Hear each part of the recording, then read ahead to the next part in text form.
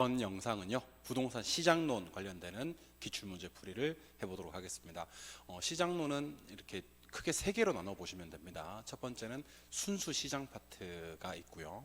두 번째는 이제 지대론과 도시공간 구조론, 지대론과 도시공간 구조론. 세 번째는 입지선정 이론.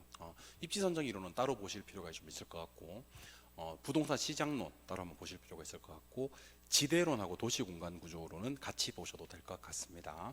그래서 부동산 시장론 1번 문제부터 풀이를 해드릴 건데, 교재 페이지는 56쪽입니다. 56쪽.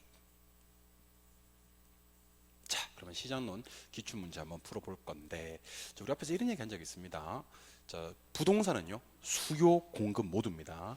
수요 공급 모두 단기에는 비탄력적이고요, 장기로 가면 탄력적이다라고 기억하셔야 됩니다. 이 수요 공급 모두 다 그렇습니다. 수요 공급 모두 다 단기에는 비탄력적이고 장기로 가야지 탄력적이다라는 것을 기억해 주셔야 됩니다. 그런데 간혹 시험에서는 수요와 가격 탄력성이 탄력적이다, 비탄력적이다 하면 될 것을 탄력성이 커진다, 작아진다라고 얘기를 하거든요. 아시는 바와 같이 수요의 가격 탄력성과 공급의 가격 탄력성은 일과 비교하거든요. 그래서 이를 생략해버리고 탄력성이 작아진다라고 얘기를 하면 비탄력적이 되는 거고요, 커진다라고 얘기를 하면 탄력적이 되는 겁니다. 그래서 커진다, 작아진다로도 연습할 수 있어야 됩니다. 수요와 공급 모두 다 부동산은요, 단기로 가면 갈수록 탄력적이 되고 탄력성은 작아진다. 일보다 작아진다. 수요 공급 모두 다 장기로 가면 갈수록 탄력적이다, 또는 탄력성이 커진다라고 얘기를 해야 됩니다. 암기할 때는 장탄 담비입니다. 장탄 담비 기억을 해 두시고요. 이번에는 이거, 이거 꼭 기억하셔야 돼요. 벤 다이어그램. 이게 이제 할당률적 시장이에요. 뭐라고요? 할당률적 시장. 이게 뭐예요? 불완전 경쟁 시장이에요. 불완전 경쟁 시장 안에는 누구도 있고, 독점 시장도 있고, 부동산 시장도 있죠. 그리고 제가 지금 노란색으로 표시하는 시장이 완전 경쟁 시장이에요. 이게 완전 경쟁 시장입니다.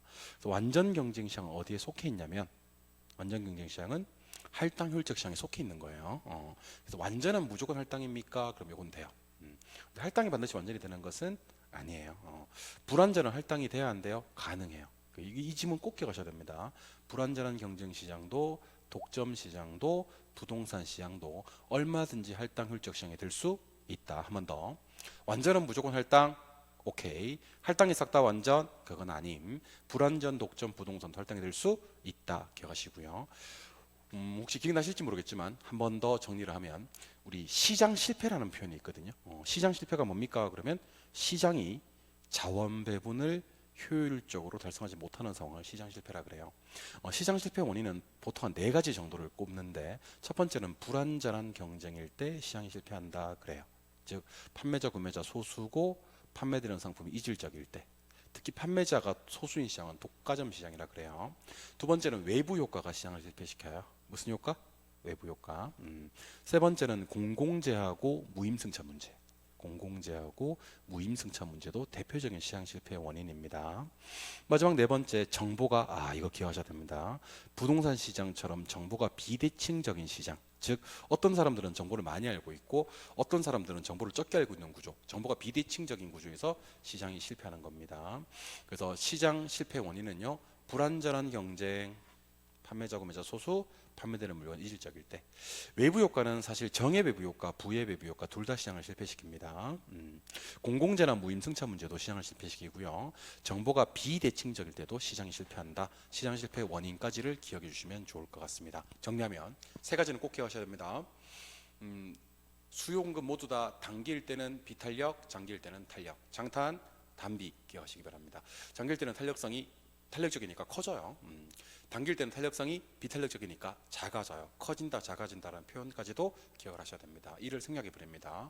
수요와 공급의 탄력성이 커진다, 일보다 커지니까 탄력. 수요와 공급의 탄력성이 작아진다, 일보다 작아지니까 비탄력. 완전한 무조건 할당입니까? 네. 할당은 싹 다 완전입니까? 아니요. 불완전, 독점, 부동산 할당 가능합니까? 쌉 가능합니다. 시장 실패 원인은요, 불완전 경쟁, 외부 효과, 공공재, 무임승차, 정보의 비대칭을 기억해 주시기 바랍니다. 그러면 1번 문제 한번 풀어볼게요. 꼭 나와야 됩니다. 이거 부동산 시장에서는 정보가 비대칭적입니다. 그래서 시장이 실패하는 거예요. 그리고 가격 왜곡 현상이 발생할 수가 있습니다. 좀 더 정확하게 얘기하면 단기적으로 가격 왜곡된다라고 기억하시면 좀 더 좋아요. 단기적으로 가격 왜곡된다. 2번, 부동산은 장기보다, 그럼 장기가 중요한 게 아니야. 장기보다 그랬으니까 단기가 중요한 거야. 단기의 공급의 가격 탄력성이 어떻습니까? 라고 물으면 단기는 비탄력적이거든요. 탄력성이 큼으로 아니고 작음으로 라고 해야 됩니다. 그래서 단기는 수급 조절이 곤란하다라고 해야 됩니다. 그래서 틀린 걸 찾아야 되니까 답은 2번이 되는 그런 문제. 2번을 수정하면 그렇습니다. 부동산 시장은 장기보다 단기에 공급의 탄력성이 작기 때문에, 비탄력적이기 때문에 수급 조절 곤란하다. 그래서 비탄력, 수급 조절 곤란이 나와야 되고요. 따라서 탄력성은 작음으로 라고 해야 됩니다. 답은 2번. 3번. 부동산 시장은 규모, 유형, 품질 등에 따라서 시장이 세분화되고 지역별로 구분되는 특성이 있다. 지역별로 구분되는 특성은 우리가 국지성이라고 해요. 국지성. 그리고 세분화되는 것은요. 세분화. 영어로는 세그멘테이션이라고 하는데 다른 건 다 집어치우더라도 수요자 가지고 보다 동질적인 소집단으로 시장을 나누는 거, 요게 세분화예요. 부동산 시장은 수요자 가지고 보다 동질적인 소집단으로 시장을 나눌 수가 있거든요. 그래서 세분화되어 있는 거 맞습니다. 4번은 건너뛰고 5번. 부동산 시장은 불안전하더라도, 예, 그렇습니다. 부동산 시장은 대표적인 불안전한 시장입니다. 하지만 중요합니다. 할당 효율적인 시장이 될 수 있다. 예, 완전은 무조건 할당이고요. 할당이 반드시 완전히 되는 건 아닙니다. 불완전도 할당이 될 수 있다. 정리하면 문장으로 요약하면 이렇습니다. 완전은 무조건 할당인가요? 네, 맞습니다. 완전은 무조건 할당입니다. 할당은 싹 다 완전인가요? 그건 아닙니다. 할당은 싹 다 완전이 아닙니다. 더 중요한 거, 불완전도 할당이 가능한가요? 이렇게 묻는 거예요. 불완전도 할당이 가능합니다. 될 수 있습니다. 이걸 기억하셔야 됩니다. 그럼 부동산도 할당이 될 수 있겠네? 예, 부동산도 할당이 될 수 있습니다. 독점도 할당이 가능하겠네? 예, 독점도 할당이 가능합니다. 기억을 하셔야 됩니다. 그래서 정답은 2번이 되는 그런 문제. 부동산 시장은 장기보다 단기의 공급의 탄력성이 비탄력, 자금으로 단기의 수급 조절이 곤란하다라고 해야 되는 겁니다. 정답 2번. 2번 문제입니다.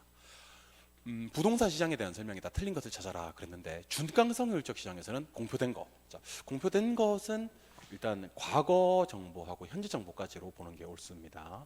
그렇지 않은 거, 이거는 미래 정보로 봐야 됩니다. 공표된 것은 과현, 그렇지 않은 거 미래. 어떠한 정보도 이미 같이 반영되어 있는 시장이다. 이거는 중강성효율적 시장이 아니라 강성효율적 시장에 대한 설명입니다. 앞에 뭐를 써주셔도 관계없냐면 완전 경쟁 시장을 써두셔도 관계없습니다. 공표된 거, 그렇지 않은 거, 모든 정보, 어떠한 정보도 이미 시장같이 반영되어 있는 시장은 강성효율적 시장 또는 완전 경쟁 시장입니다. 그러니까 완전과 강성은 정보를 다 알고 있기 때문에 정보를 알기 위해서 비용을 지불할 필요가 없어요.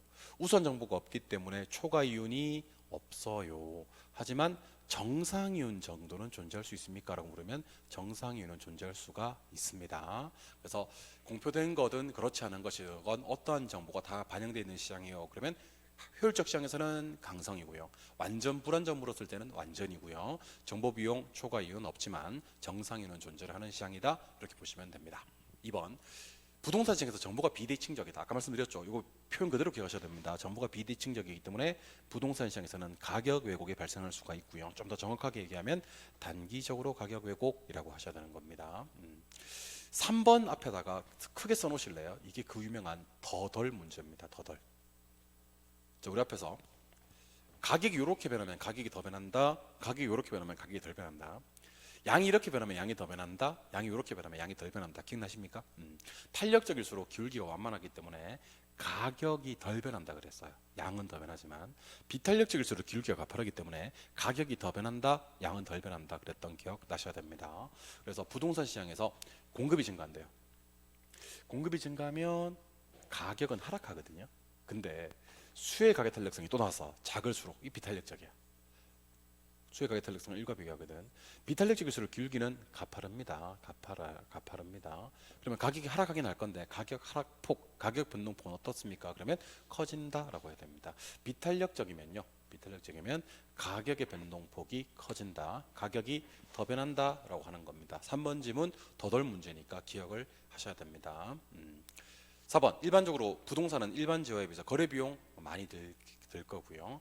이용이 비가역적이란 말은 한 번 잘못 쓰면 되돌리기가 어렵다라는 겁니다. 그리고 의사결정 분야의 역할이 더욱 중요하다. 특히 장기적인 의사결정을 잘해야 됩니다.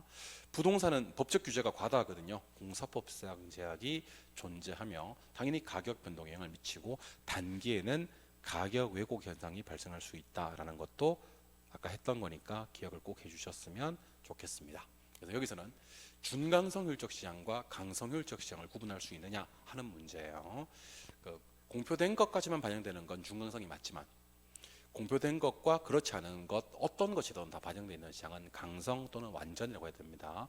공표된 것 중에서 역사적 정보라고 했을 때는 약성 효율적 시장이 되는 거고요. 정리하실 수 있겠죠? 네, 오케이. 이번에는 효율적 시장 해설 가서 좀 정리를 하면 약성에서 반영되는 정보요. 그러면 과 하시면 돼요. 중강성은 공표된 거 과현 하시면 되고 강성은 과현미의 모든 정보입니다.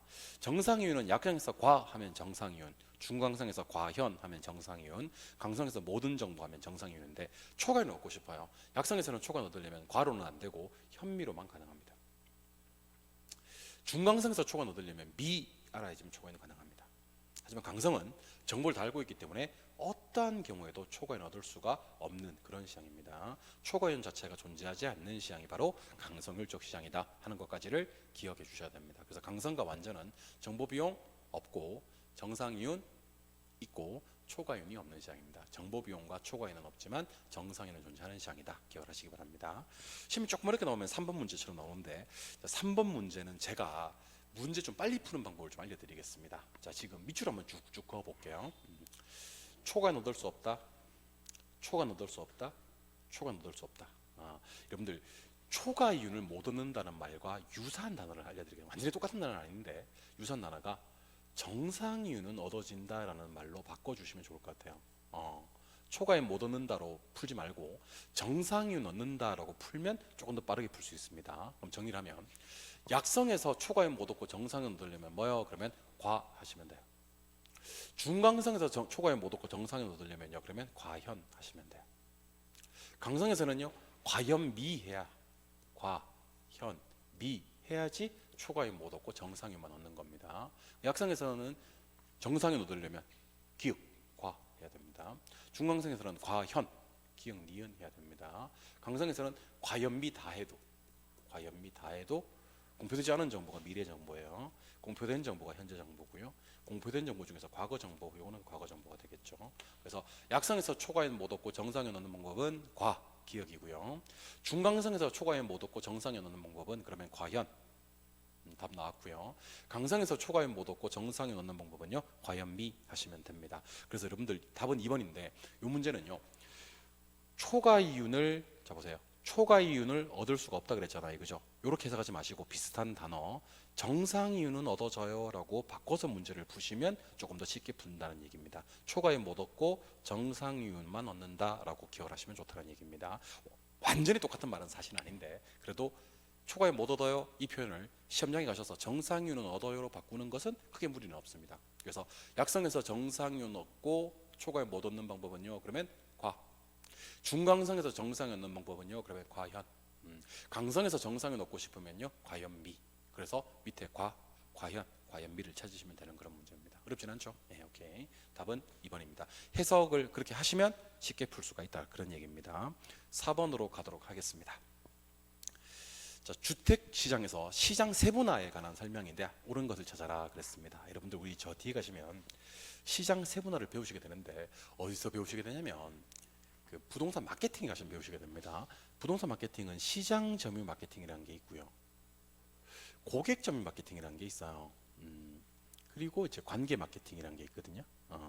시장 점유 마케팅은 공급자 중심의 마케팅이고요. 고객 점유 마케팅은 수요자 중심의 마케팅이고요. 관계 마케팅은 수요 공급자의 상호작용을 중시하는 마케팅입니다. 시장 점유 마케팅에서는 STP 전략과 포피 믹스 전략을 공부하시면 돼요.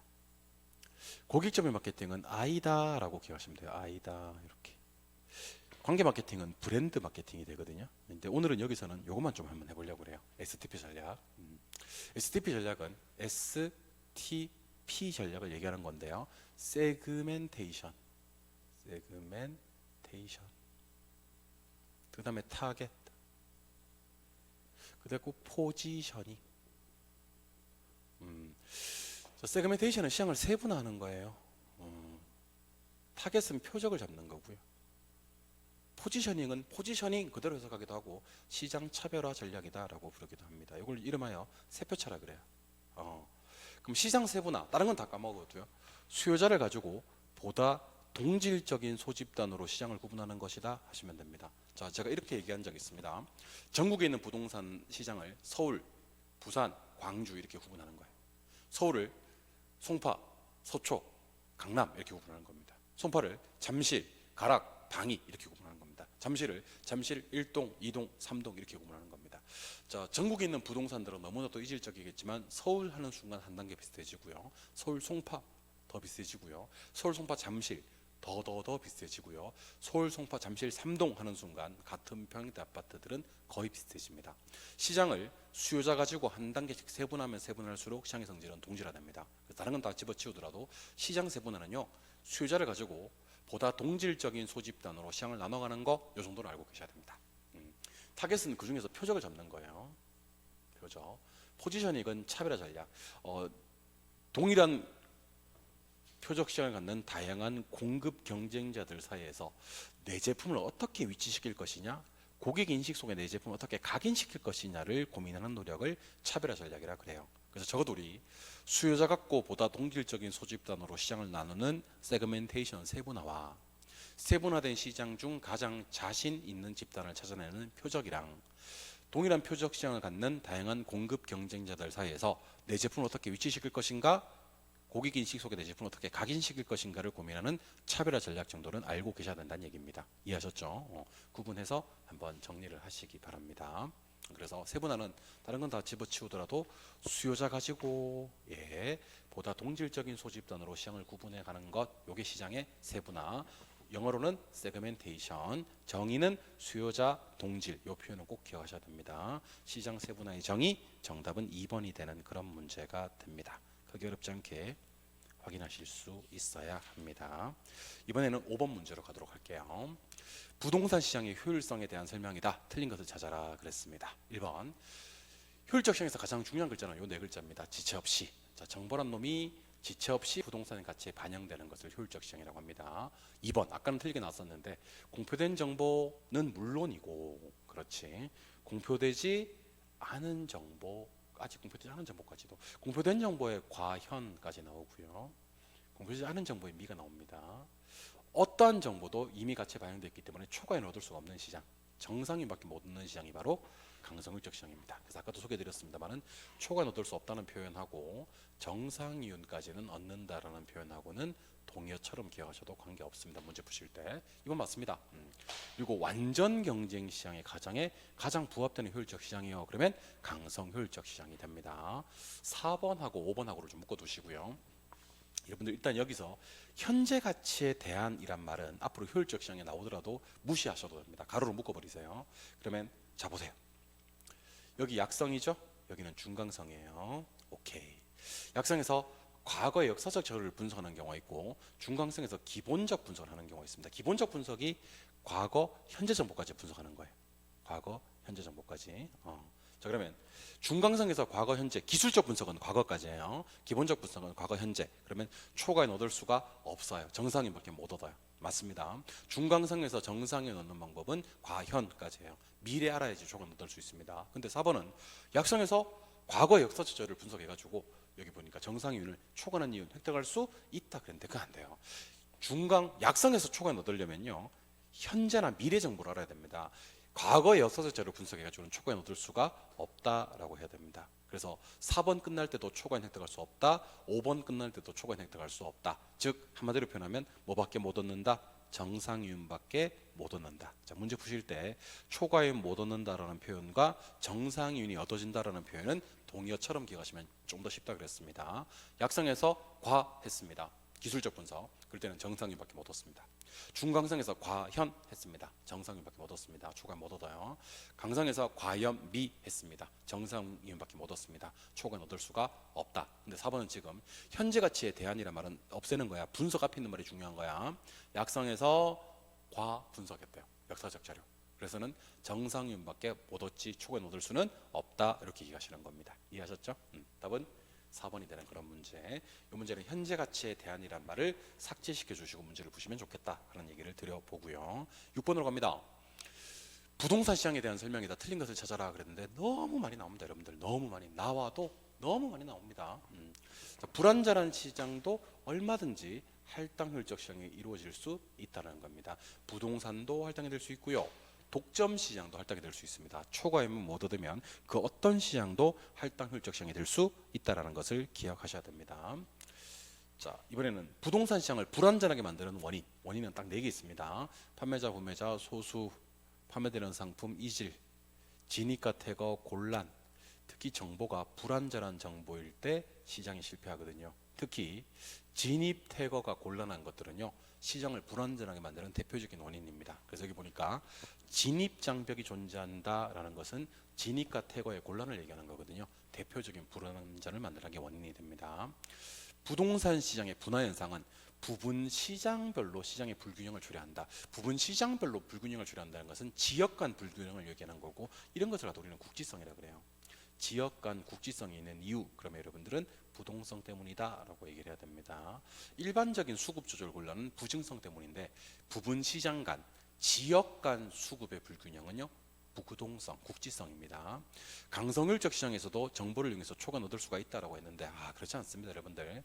강성률적 시장은요, 한 번만 더 하겠습니다. 이제 안 합니다. 정보를 얻기 위해서 비용을 지불할 필요가 없어요. 정보 비용 없고요. 우선 정보가 없기 때문에 초과 이윤이 존재하지 않습니다. 강성에서는요, 정상 이윤만 존재를 한다, 기억을 하시기 바랍니다. 그래서 강성에서도 정보를 이용해서 정상 이윤은 얻을 수가 있다, 초과는 얻을 수가 없다, 이렇게 수정하셔야 됩니다. 답은 4번이 되는 그런 문제입니다. 오케이. 5번, 부동산에 가해지는 다양한 공적 제한은 부동산 시장의 기능을 왜곡할 수 있다. 특히 단기적 가격 왜곡이라는 표현은 반드시 기억하시면 좋을 것 같습니다. 부동산 시장은 단기적으로 가격이 왜곡될 수 있는 그런 시장입니다. 문제 너무 쉽죠? 강성 완전은요, 정보 비용 없고요, 초과 이윤 없고요, 정상 이윤만 존재하는 시장이다, 기억해 주시기를 바라봅니다. 7번으로 갈게요. 부동산 시장에 대한 설명이다. 틀린 것을 찾아라 그랬는데, 요거 5번부터 거꾸로 올라가면서 문제를 한번 풀어보겠습니다.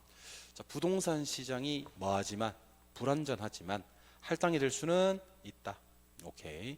중강성률적 시장은 어떤 시장이냐면요, 공개되는 정보까지만 시장 가치에 반영되는 시장입니다. 이때 공개되는 정보를 갖다 우리는 과거 정보와 현재 정보를 얘기하는 겁니다. 공개되지 않은 정보가 뭘? 미래 정보고요. 그래서 중강성은 공개되는 것까지는 반영되는 시장입니다. 부동산 시장은 부분 시장, 하위 시장 존재한다 그랬고, 혹시 강성효율적 시장이라면 초과이윤 얻는 것은 안 됩니다. 강성에서는 초과이윤 불가능합니다. 1번, 부동산은 대체 불가능한 자화이기 때문에 부동산 시장은 공매가 빈번하게 발생한다 그랬는데, 일단 제가 공매가 뭔지 알려드리겠습니다. 공매는 일단 주식 시장에 적용하던 건데 이런 겁니다. 자, 개인들은 공매를 못해요. 기관들만 할 수가 있습니다. 기관이나 외국인들만. 이 주식 시장의 특정 주가가 떨어질 것 같아요. 특정 기업의 주가가 떨어질 것 같으면 지금 이걸 갖다가 없는 주식을 갖다가 빌려서 팔아요. 없는 주식을 빌려서 판다니까. 팔면 가격이 어떻게 돼요? 떨어지지. 가격이 막 떨어지면요, 떨어진 가격으로 그걸 다시 사는 거예요, 여러분들. 그러면 그 차익이 고스란히 공매도 한 세력에게 가겠죠, 그죠? 이걸 갖다가 우리는 공매라고 하는데, 공매는요, 처음에 내가 팔 때 주식이랑 나중에 살 때 주식이 같은 물건으로 처리가 되는 거예요. 근데 부동산은요, 지금 내가 파는 물건, 살 때 물건을 다른 물건으로 처리하기 때문에 공매가 안 돼요. 그래서 여러분들은 공매가 뭔지를 알 필요는 없고, 공매란 놈은 어디에서 적용되는 거지, 주식시장에서만 잘 적용되는 판매 방법이지, 부동산 시장에서는 공매가 이루어지기 어렵다. 이유는 개별성 때문에 대체가 안 되기 때문이다 정도만 기억하시면 돼요. 그래서 부동산 시장은 공매가 빈번하게 발생하지 않고, 공매가 빈번하게 발생하는 시장은 주식시장이다 정도만 기억하셔도 됩니다. 그러니까 부동산 시장 공매 없어 정도만 기억하시면 돼요. 주식 시장에 가야 공매 있어 정도만 기억하시면 되고, 부동산 시장에 공매가 발생한다 그러면 X 정도만 알면 되는 겁니다. 그러니까 주식 하는 분들은 공매란 말을 뭐 너무 많이 들어봤을 테니까 알 건데, 일반 주식 안 하시는 분들은 공매를 잘 모를 건데, 공매는 주식 시장에서만, 부동산 시장에서는 공매 때, 이렇게만 기억하시면 됩니다. 이해하셨죠? 답은 1번입니다. 하여튼 뭐 이런 게 시험에 나오면 안 되는데 사실은. 답은 1번입니다. 8번. 부동산 시장에 대한 설명이다. 틀린 것을 찾아라 하는 문제죠. 한번 풀어보면 부동산 시장은 어떠한 지역에 국한된다. 이렇게 지역에 국한되는 특성, 즉 지역성, 지역 시장성이 존재하는 것을 우리는 국지성이라고 부릅니다. 국지성이 생기는 이유는 대표적인 토지의 특성, 부동성 때문이고요. 기억하셔야 됩니다. 2번, 이거 벌써 세 번째 나오는 질문인데 부동산 시장은 정보가 비대칭적이고요. 가격 왜곡이 나타나는 시장입니다. 3번, 할당률적 시장. 여러분들 일단 할당률적 시장이 어떤 시장이냐면요. 절대로 초과이윤을 못 얻는 시장입니다. 할당률적 시장. 정보가 공개되어 있기 때문에. 근데 지금 보니까 거래가 은밀하대요. 거래가 은밀한 이유는 거래가 비공개되었을 것 같기 때문인데 거래 비공개. 그다음에 과소평가 또는 과대평가란 말이 나옵니다. 자, 과소평가되는 부동산은 사는 놈이 눈탱이, 파는 놈이 눈탱이 치는 거야. 아니 미쳤나봐. 과소평가되는 부동산은요, 사는 놈이 돈 버는 거지, 파는 놈이 눈탱이 맞는 거야. 과대평가되는 부동산은요, 파는 놈이 눈탱이 치는 거라니까.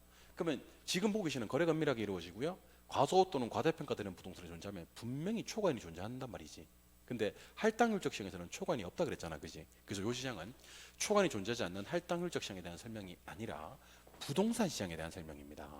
할당률적 시장은 초과인이 존재하지 않기 때문에 이런 현상이 발생할 수가 없어요. 그래서 부동산 시장에서는 거래가 은밀하고요, 과소평가 또는 과대평가되는 등 가격 왜곡 가능성이 높아지는 겁니다. 아시겠죠? 할당률적 시장에서는 이런 일이 발생할 수가 없다 기억하시고요. 답은 3번의 M입니다.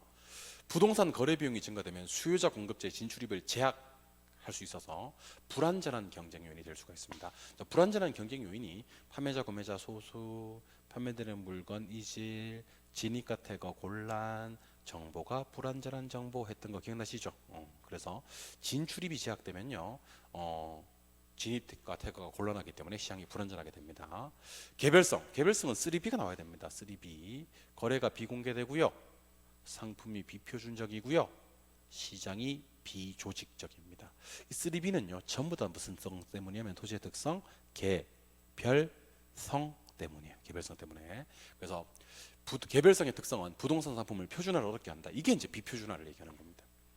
표준화 어렵게. 이 개별성 때문입니다. 자매품으로 뭐도 있고 뭐도 있으니 비공개성도 있고 비조직성도 있으니 많은 내용 부탁드립니다. 그래서 부동산 시장에서는 어떤 말이 뜨면 안 되냐면요, 개별성 때문에 거래가 공개돼요? 틀립니다. 비공개됩니다. 상품이 표준적이에요? 틀립니다. 비표준화됩니다. 시장이 조직적이에요? 난리 납니다. 시장이 비조직적이다라는 것을 꼭 기억해 주셔야 합니다. 이 문제는 답은 3번. 할당에서는 거래가 은밀하지도 않고요, 과소 과대평가되는 부동산이 존재할 수가 없어요. 이 거래가 은밀하게 이루어지고 과소 과대평가되는 부동산이 존재할 수 있는 것은요, 부동산 시장에 대한 설명이다 기억하시기 바랍니다. 부동산이 과소평가되면요, 사는 놈이 돈 버는 거야. 과대평가되면요, 파는 놈이 돈 버는 거야. 돈 번다는 얘기는 초과인을 얻게 되는 거거든. 그럼 절대로 할당이 되는 시장이 아니고 이거는 부동산 시장에 대한 설명이다. 답은 3번에 대한 그런 문제가 됩니다. 9번 문제는 시험에 나올 것 같지 않습니다, 여러분들. 이번 시험에서는 일단 무슨 문제냐면 정보의 현재 가치 문제거든요. 몇 년짜리고요? 2년짜리고요. 이자율이 10%면 이거 어떻게 처리하시면 되냐면 빼, 안, 나, 는는 하시면 돼요. 돈 두 개만 하고 빼고 안 들어설 확률을 곱하고 1 플러스 R의 N승으로 나눠주시면 됩니다. 근데 2승일 때는 는을 한 번 더 눌러서 2승을 처리하시면 된다 그랬습니다. 그래서 이 문제는 어떻게 푸냐면 AC 하신 다음에 일단 12억 1천만 원에다가 AC 하시고 12억 1천만 원에다가 빼기 4억 8천4백만 원을 빼주시고 4억 8천4백만 원 빼주시고 뺐지? 안 들어설 확률을 곱해줘야 됩니다. 들어설 확률이 45%면 안 들어설 확률을 55%를 곱해주고 나누기 1.1 는는 해주시면 됩니다. 끝나는 거예요.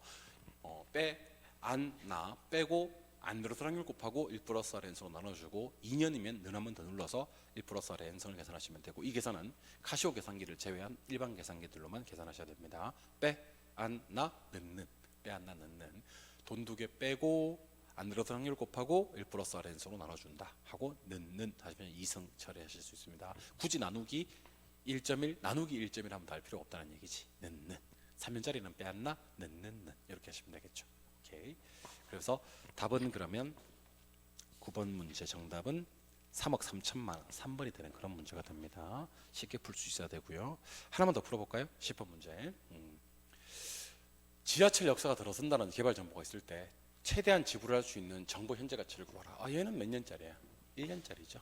그럼 얘는 빼앗나 는만 하시면 됩니다. 자, 계산기다 대고 AC 14억 3천만 원, 3천만 원 빼기 8억 8천만 원, 8억 8천만 원 곱하기 40%, 안 들어서는 걸 곱해야 되니까 나누기 1.1 얘는 는만 하시면 됩니다.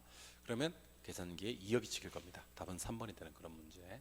근데 여기 35회 때 떴기 때문에 여러분들이 치르시는 36회 때는 한 번 실 가능성이 많다. 제 생각에는 37회 때는 나올 가능성이 많다. 그런 생각이 듭니다. 아시겠죠? 퐁당 정보 현재 가치는 한 해 뜨고 한 해 안 나오고 한 해 뜨고 한 해 안 나오는 경향이 있어서 이번 시험에서는 그냥 정보 현재 가치는 1년짜리는 빼앗나는 2년짜리는 빼앗나는 는으로 구한다 정도만 기억하시면 좋을 것 같습니다. 이해하셨죠? 이번에는 11번 여가현상 주거분리 문제입니다. 자, 여가현상과 주거분리에 대한 설명이다. 옳은 것을 찾아라 그랬습니다. 여가현상은 주택의 질적 변화에 맞습니다. 가구 이동의 관계를 설명해 주고요. 가구 이동 중에서는 무슨 이동을 설명해 주냐면 상하 이동을 설명해 줍니다. 상하 이동. 특히 저랑 똑같이 한번 해보세요. 고가 쓰던 게 조로 바뀌면 화살 표시 밑에서 끝났지. 하향여가. 저가 쓰던 게 고로 바뀌면 화살 표시 위에서 끝났지. 상향여가 하시면 됩니다. 이거 말고도 공가의 발생도 여가 현상을 야기하는 중요한 요인이 되고요. 그 다음에 침입과 천이. 자, 침입 천이라는 표현이요. 지금 보고 계시는 여가 가정과 주거 분리에서도 등장을 하고요. 그 다음에 버젯의 동심원 이론에 가면 중전 저고 통해서 저 옆에 고 있거든요. 그 옆에 저 있고요. 그래서 여가 현상 주거 분리가 또 생겨요. 침입 경쟁 천이는 여가 현상 주거 분리와 버젯의 동심원 이론에서 나오는 현상입니다. 옳은 것을 찾아라고 했기 때문에 답은 1번이 되는 거고 2번부터 틀렸을 텐데 왜 틀렸는지 확인합니다. 상위 계층이 사용하던 기준주택이 하위 계층 얘가 사용됐대 결국에는.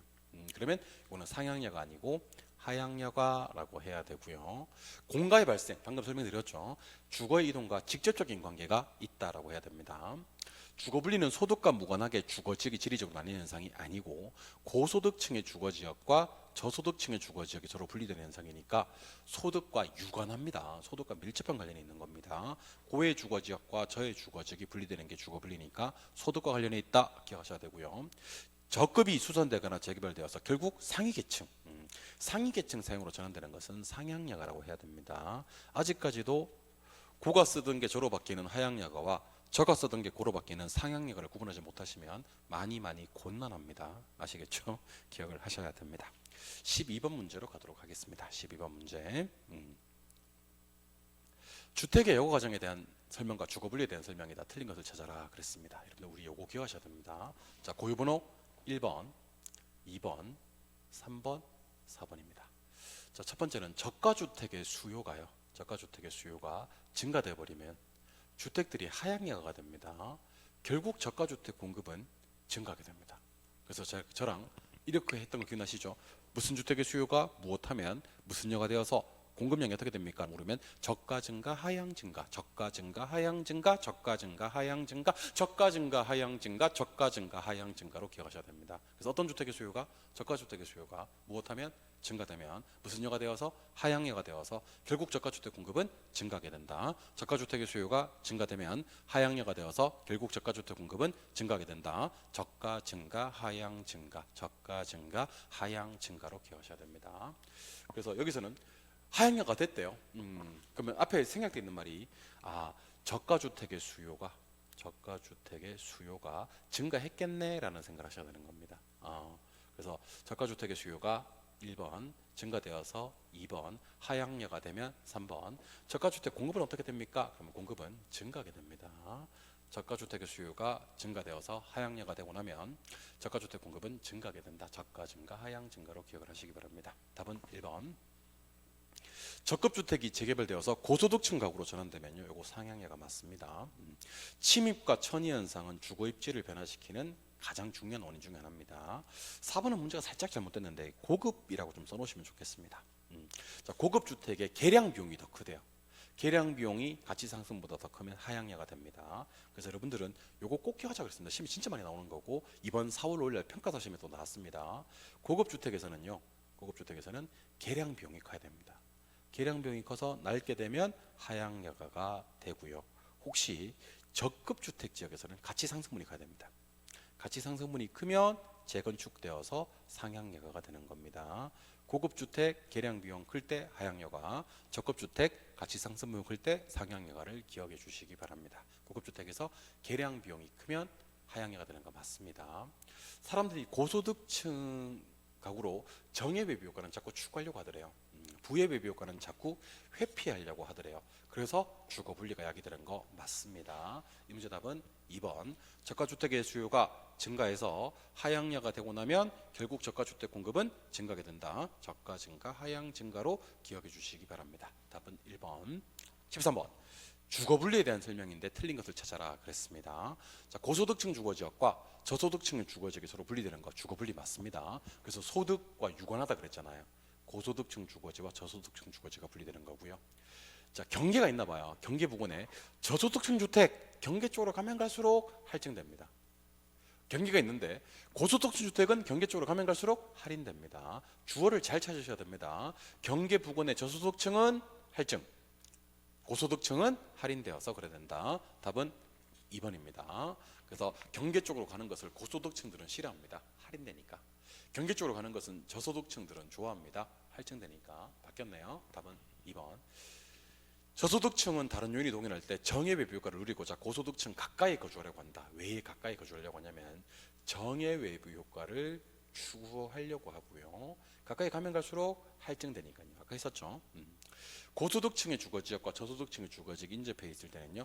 침입, 천의가 발생할 수 있다. 침입, 천의 이 표현 자체가 모든 내용에서 나오는 것이 아니라 지금 보고 계시는 여가현상 또는 주거분리에서 침입, 천의란 말이 등장을 하고요.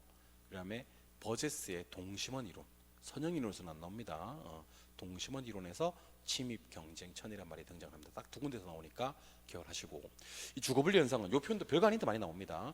도시 전체에서도 생기고 플러스 근린 지역에서도 생겨요 하셔야 됩니다. 근린 지역이 시험에 나올 때 인근 지역이라고 나오기도 합니다. 그래서 주거분리는 도시 전체와 인근 지역 모두에서 발생할 수 있는 현상이다. 기억해 주시기 바랍니다. 오케이? 예, 기억을 하셔야 되고요. 여기까지가 지대론과 지대론 직전에 부동산 시장과 주거분리 예과 현상, 그다음에 뭐 효율적 시장, 할당 효율적 시장, 정보 현재 가치 관련되는 주요 논점이었습니다.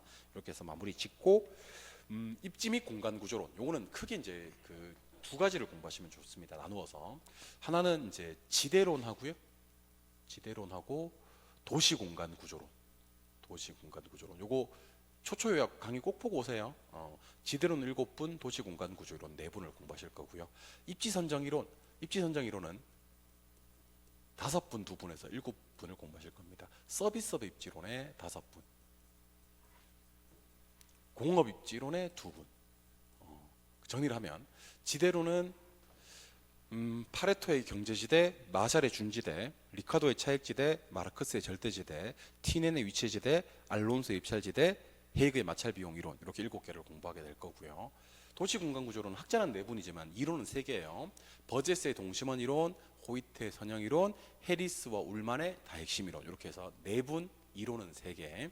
그다음에 입지 선정은 크리스탈러의 중심지 이론, 레일리의 소메일러 법칙, 컨버스의 분기점 모형, 허프의 확률 모형, 넬슨의 소매 입지론, 베버의 최소 비용 이론, 레슈의 최대 수요 이론. 그리고 여기 계산 문제는 어디서 등장하냐면 사실은 지대론과 도시 공간 구조론에서는 계산 문제가 안 등장하는데요. 입지 선정에 가면 입지 개수 LQ를 구하라는 계산 문제가 나올 수가 있어요. 그다음에 레일리하고 허프에서 계산 문제가 또 나올 수가 있고요. 그다음에 컨버스에서 계산 문제가 나올 수가 있습니다. 이번 시험은 제가 추측하기로는요. LQ 요놈이랑 레일리 허프 쪽에서 계산 문제가 나올 가능성이 상당히 높다 하는 생각도 하시면서 따라와 주시기 바랍니다. 그럼 우리 입지 및 도시공간 구조론의 1편 지대론하고 도시공간 구조론을 다음 시간에 내용을 정리해 보도록 할 거고요. 그 다음 시간에는 입지 선정에 대해서 정리해 보는 시간을 갖도록 하겠습니다. 아시겠죠? 좀 쉬셨다가 입지 및 도시 공간 구조론부터 출발해 보도록 할게요. 우리 다음 영상에서 시작문 두 번째 강좌에서 만나도록 해요. 안녕. 바로 만나요.